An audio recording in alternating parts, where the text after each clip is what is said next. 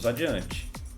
Então, com isso aqui a gente vai encontrar, ele vai dizer aqui, né, fala sobre a constante de tempo, que é L sobre R no circuito RL e R vezes C no circuito RC. Aí agora ele vai para a solução particular da equação, que é o xp de t. Só que ele já tem a solução homogênea. A gente já tem o XH. O XH está aqui. Tá? Aí ele vem, ó. O que é que ele faz? Ainda precisamos de uma solução particular xp de t da equação geral. Note que a solução da equação homogênea já está aqui. Corresponde a uma resposta transitória que desaparece tendendo a zero quando o tal é maior do que zero e o t é infinito. Por que que desaparece? É simples. Note que ela é uma exponencial decrescente. Ó, isso aqui é uma exponencial que decresce com o tempo. Por causa de quê? Desse sinalzinho aqui.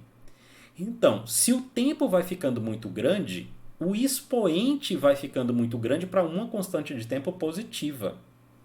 Né? Que é a constante de tempo no circuito, já falei. R vezes C, não tem como dar negativo. L sobre R, também não tem como dar negativo. Então, tal é sempre positivo. Se tal é positivo e o tempo vai crescer muito, essa exponencial vai para zero. Ela vai para zero. Então, o que é que acontece? Lá no limite, quando t tende a infinito, a gente vai ter isso aqui, ó, a solução no tempo tendendo a infinito. Isso aqui vai dar zero, que é o XH. E o que a gente vai encontrar é esse cara aqui, ó, o limite de x de p tendendo a infinito, com t tendendo a infinito, é o próprio limite da solução com o tempo tendendo a infinito. Então, a gente chega nessa conclusão. Então, ó, uma solução particular da equação completa 4 é dada pela resposta permanente x de t, ou seja, a expressão de x de t quando t tende a infinito. Aí vejam, olha que termo que a gente usou hoje no início da aula. Resposta permanente. A gente vinha, através dos fazores, fazendo só isso. A gente vinha calculando só as respostas permanentes, que é o que a gente chama de estado estacionário ou regime permanente. Portanto, o XP ele era aquilo que a gente já obtinha. Por isso que eu falei que a solução dada pelos fazores é parcial, porque ele só nos dá parte da resposta. Ou seja, vamos lá. A resposta toda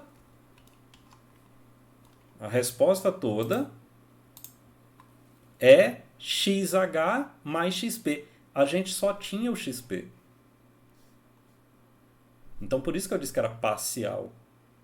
Agora, o que nós estamos aprendendo a calcular agora é o XH. Certo? E aí ele vem aqui, ó.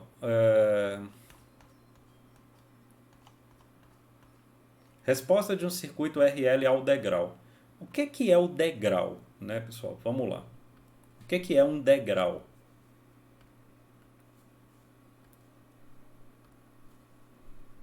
Degrau é o seguinte, a gente chama de função U de t, e ela é uma função assim. Ela é zero para o t menor que zero. E ela é 1 para t maior. Bota assim mesmo. Maior ou igual a zero. Então, o gráfico dela é assim, ó.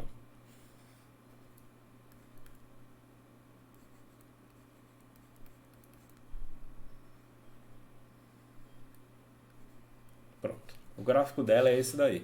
Ela é zero até o t menor do que zero. Quando o t atinge zero, ela passa a ser 1 e indefinidamente ela é igual a 1. Ela é isso. Tá? Quando a gente fala resposta ao degrau, o degrau é isso aí. Quando a gente fala resposta, é a saída do circuito. Então, por exemplo,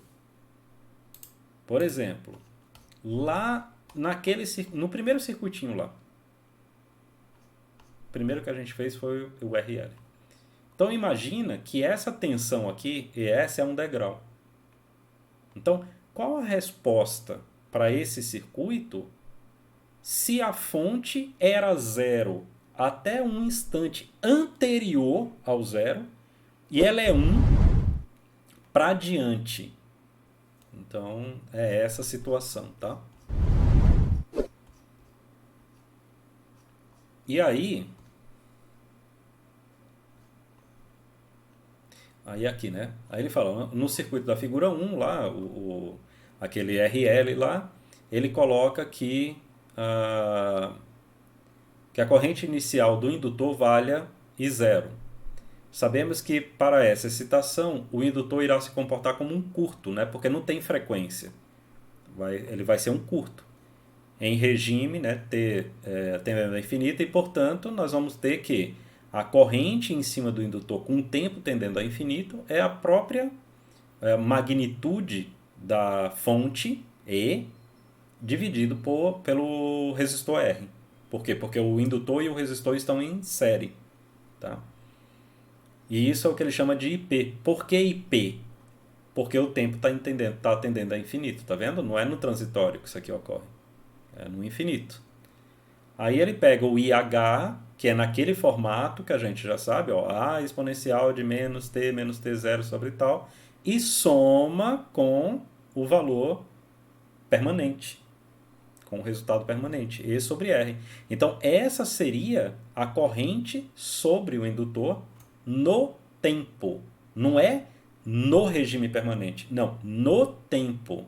Quando t for igual a zero, esse aqui vai dar um tanto. Quando t for igual a 1, isso aqui vai dar outro tanto. Quando t for igual a 2, t vai crescendo e isso aqui vai diminuindo. E essa parcela sempre está lá presente. Essa parcela sempre vai estar presente. Então ele coloca aqui, ó. Para isso, vamos supor a condição inicial. I de t0 igual a I0. Ou seja, I de t0 igual a I0, que é igual a A mais E sobre R. Por que A? Porque se o t aqui for zero, o t menos t0 for zero, zero dividido por alguma coisa é zero, né? Se o t for igual a t0. T0 menos t0 é zero, zero dividido por qualquer coisa é zero, 1 menos também é zero, o exponencial de zero é 1, A vezes 1 é A. Então, o valor inicial da corrente, ó, vai ser esse daqui. Aí, o A passa a ser isso aqui. I0 menos E sobre R. E aí eu escrevo a expressão completa para a corrente sobre o indutor. Isso é a expressão completa. Aqui, só frisando, né? Tá vendo como encontrar o A não é tão difícil. Basta eu saber o que eu estou fazendo. Então, não sei se vocês perceberam isso aqui. Vocês entenderam essa parte do cálculo do A aqui? Ou querem que eu detalhe um pouco mais?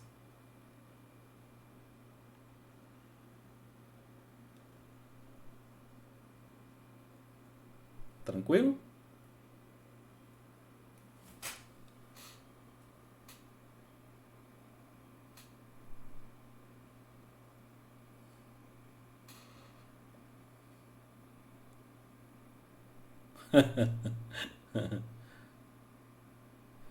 Tá, Lucas? Ó, vamos lá.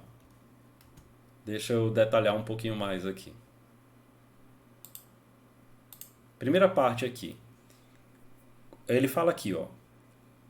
A gente vai entender que a função ES, né, a fonte lá daquele circuito que era o RL série, tá? Ela é uma magnitude, E maiúsculo, vezes o degrau, ok? Vezes o degrau. Isso aqui ele está chamando de H, o degrau. Vezes o degrau. Ou seja, quando t é igual a t0, ó, quando t é igual a t0, então t menos t0 é igual a zero. Quanto é h de zero? H de zero é 1. Então, ele está falando o seguinte, ó, para t0, o ES é só o E. Por quê? Porque o H de zero é 1, que é a definição da função degrau. Então, em T0 ou ES de T0 é E. É só o E. E ele disse que essa corrente inicial sobre o indutor, então é que eu vou ter que ficar indo lá no circuito, mas deixa eu tentar fazer aqui.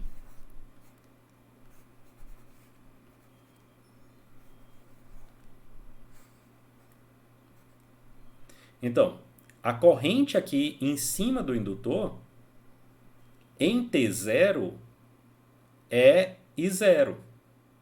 É I0. Beleza. Agora, quando o tempo tende a infinito, o que é que acontece? Esse indutor ele funciona como um curto. Por que ele funciona como um curto? Porque a fonte não varia. A fonte não varia. Então, se a fonte não varia, o indutor é como se fosse um curto. Ou seja, então qual a corrente que ia passar em cima do indutor com o tempo tendendo a infinito? Com o tempo em zero, em T0 eu sei, é esse valor. Agora, e com o tempo tendendo a infinito? Vai ser a fonte dividido pelo resistor, porque corrente é tensão sobre resistência.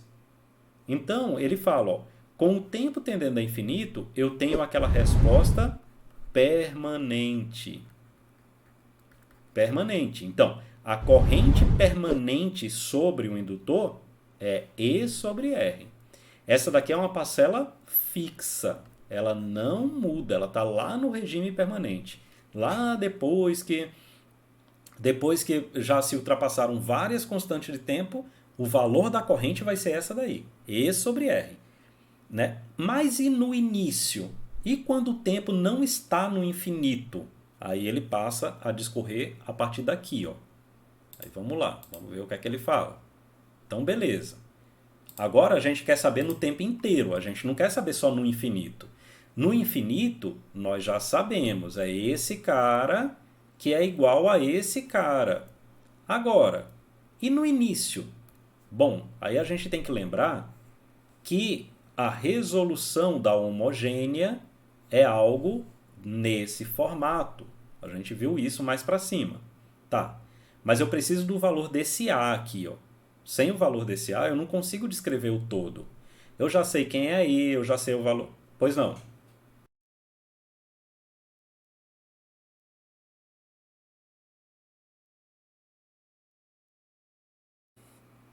Não, nós estamos lidando com primeira ordem.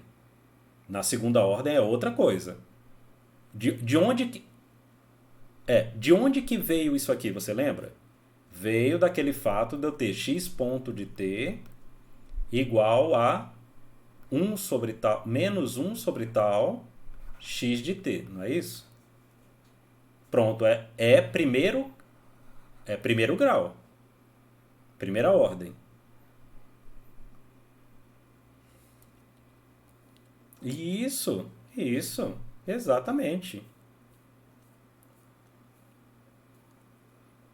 Uhum.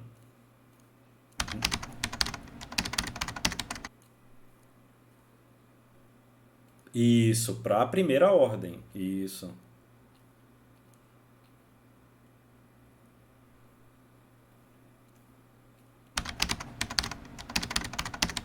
exatamente.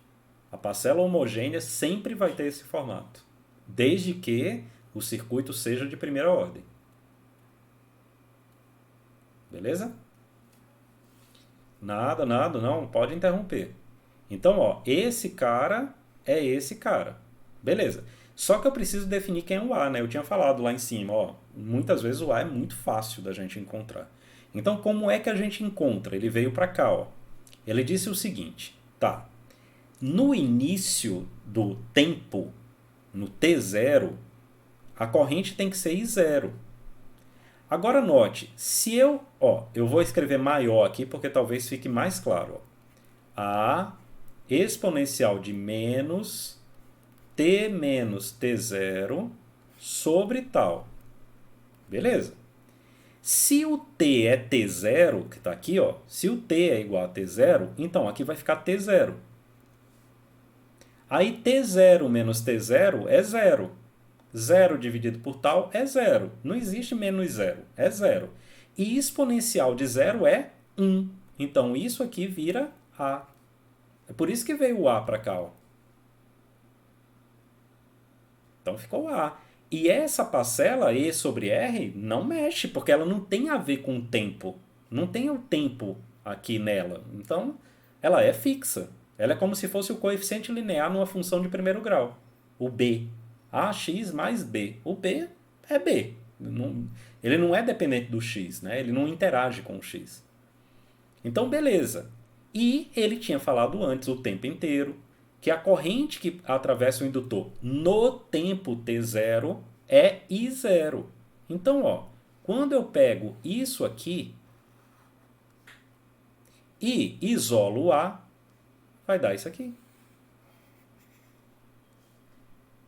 Então, A, não precisa do parêntese aqui, né? A é igual a I0 menos E sobre R, onde E é a amplitude do sinal de tensão. R é a resistência que está em série com o indutor. E 0 é o valor inicial da corrente que atravessa o indutor. Aí o que é que ele faz? Volta para cá e substitui o A. Está aqui, ó. Isso é o A. E aí eu fico com essa expressão, que vale para todo tempo, não só no regime permanente. Vale para todo o tempo. Por isso que isso aqui é a resposta geral, completa. Porque ela pega a parte transitória, que é essa parcela inicial, mais complicada, e a parte final, que é em regime permanente. Sacaram?